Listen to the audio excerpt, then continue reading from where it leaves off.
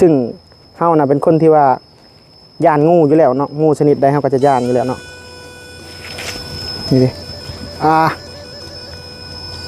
ซึ่งเฮาสิปล่อย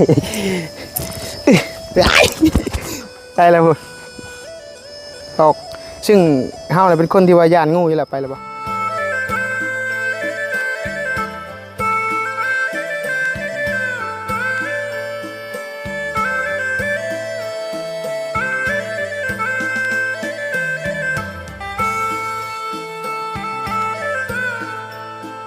ดี FC เบิร์ดทุกคนเนาะเมื่อวานนี้เนาะพอดีขึ้นไปหลินเนาะเห็นเขาเจ้าเอางูจับงูมาเนาะนี่งูก็คือเขาเจ้าจับงูมาแล้วเขาเจ้าเสียเอาไปขายเนาะเกิดสรุปแล้วคือว่าคันขายเขาจะเอาไปขายกับเขาก็เอาไปขายแหละประเภทแบบเอาไปสู้บางคนก็จะเอาไปสั่วงูซิงสินะบางคนก็เสียเอาไปเฮ็ดผัดกะเพรางูซิงอย่างสินะแต่ซึ่งในส่วนโตข่อยนะเขาจะบ่กินเนาะเขาจะบ่กินแล้วก็จะบ่ขา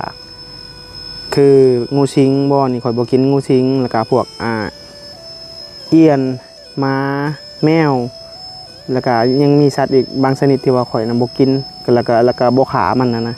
ถามว่าเฮาดีบ่ก็บ่ได้ดีดอกว่าเพิ่นความเชื่อเนาะ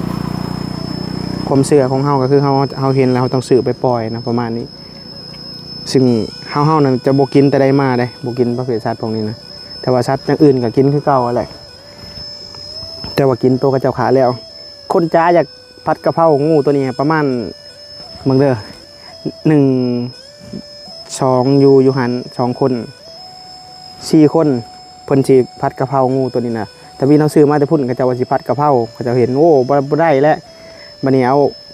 ความเฮาย่านที่ว่าย่านเขาเจ้าเอาไปกินนะเพราะว่าเ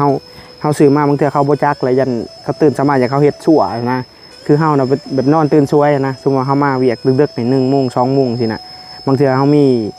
ประเภทแนวกินอย่างอื่นน่ะเฮาปะไว้ในเรือนหรือว่าปะไว้หลังบ้านเขาหมู่คู่น้องนุ่งมาบางเทื่อเขาบ่จักจะตื่นเข้ามายันเขาเฮ็ดกินท่าจังซี่นะความย่านก็คือจนค้างไว้ในรถเอาหูนี่ปะไว้ในรถล็อกรถไว้แล้วเอาแวนลง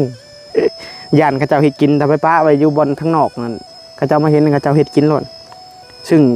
มีแต่ข่อยแหละที่ว่าบ่กินเนาะนี่เงินนะประมาณ2 คน 3 คนที่ว่าบ่กินที่เรือนน่ะจะกินเนาะซึ่งเขาจะหามเลยของพวกนี้สำหรับข่อยได้เขาจะบ่กินเลยอันนี้ก็เลยว่าซื้อมาปล่อยเพิ่นเนาะเขาจะพูดเรื่องให้คักไปเอาหัวจิงไข่มาเห็นเอางูมันมาโดดไปเอาหัวจิงไข่มาสิเฮ็ดชั่วเฮ็ดน่ะโอ้บ่แม่นแนวได้ว่านี่ซึ่งเฮาซึ่งเฮาน่ะบ่อยากจับอยู่แล้วเนาะงูประเภทงูพวกนี้นะเฮาน่ะบ่อยากจับเพราะว่าคันจับแหละคิดญาตินะคิดอันเนืองนะโคมเมืองนาวอยากลุกกันนะกันเวลาจับเพิ่นคันคนเห็นนี่ก็บ่ได้นี่คันปล่อยคนเห็นนี่เขาก็นำอยู่ได้นี่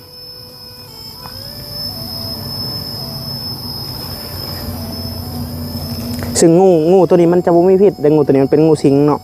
งูสิงนี่จะบ่มีพิษ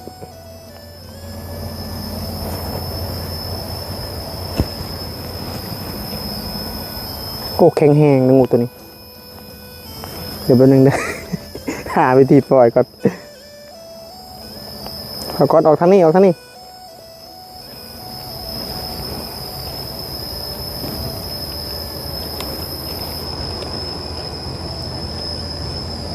ชนิดนี้มันจะไม่พิษเนาะงูสิงเดี๋ยวหลุดกายไปเข้ามาเนี่ยเขาเห็นเขาจอดเอาได้หมดนี่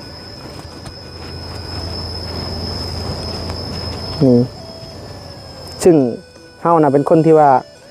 ย่านงูอยู่แล้วเนาะงูชนิดใดเฮาก็จะย่านอยู่แล้วเนาะนี่ดิซึ่งเฮาสิปล่อยได้แล้วพุ่นตกซึ่งเฮาน่ะเป็นคนที่ว่าย่านงูอยู่แล้วไปแล้วบ่นี่ไปจนเขาอันไหนได้เขาเห็นเขามาเอาไว้แล้วนี่เพิ่นเยี่ยงคอเบิ่งอยู่ถามว่าตัวใหญ่บอกอะอันนั้นอยู่ใหญ่เติบอยู่เนาะซึ่งแต่เมื่อวานนี่เขาเจ้าจ้าอยากเฮ็ดผัดกะเพราเพิ่นเนาะแต่ว่าเฮาบ่ให้เฮ็ดซึ่งเฮาเห็นเราก็เลยซื้อมาแล้วก็ว่าสิเอามาปล่อยแหละก็คือซึ่งเขาเจ้าน่ะสิ เอาไปขายเนาะซึ่งเขาก็เห็นทำว่าเขาปล่อยตลอดบอกแม่นเขาเรื่องงูเขาปล่อยตลอดแต่ว่าบ่ค่อยได้ถ่ายคลิปเนาะมื้อนี้ก็เลยแบบอยากถ่ายคลิปลงนะแต่ว่าในส่วนโตบางคนเขาเจ้าก็กินแต่ว่าในส่วนโตข่อยน่ะข่อยจะบ่กินเนาะคือเขาเว้าอะไรประเภทงูประเภทนี้คือสำหรับข่อยนะถ้าว่าเฮาบ่กินสิ่งใดก็คือเฮาเห็นน่ะเวลาเฮาเห็นก็เจ้าคายอันนั้นน่ะสิถ่ายชีวิตเอียนนี่ก็เฮาก็บ่กินในเอียนนี่เห็นนี่ก็ซื้อโลดซื้อแล้วก็เอาไปปล่อยเอียนพวกเอียนพวกงูเนาะประเภทสัตว์เลื้อยคลานนี่เฮาจะปล่อยปกติก็ปล่อยแหละแต่ว่าบ่ได้ถ่ายคลิปลงสไลด์เอาลงแต่ในสตอรี่ Facebook เฮาเองเนาะบ่ได้เอาลง YouTube กับในลงในอันนี้ก็ฝาก FC เด้อเบิดทุกคนเนาะขอบคุณขอบใจหลายที่เบิ่งคลิปนี้จนจบเนาะแล้วก็ติดตามเบิ่ง EP ต่อไปเนาะคลิปของเฮาทาง YouTube แล้วก็ทางFacebook Fanpage เด้อทุกคนเนาะก็เป็นยังไงก็ฝากติดตามเบิ่งผลงานต่อไปทุกคนสบายดีบ๊ายบายกลับกัน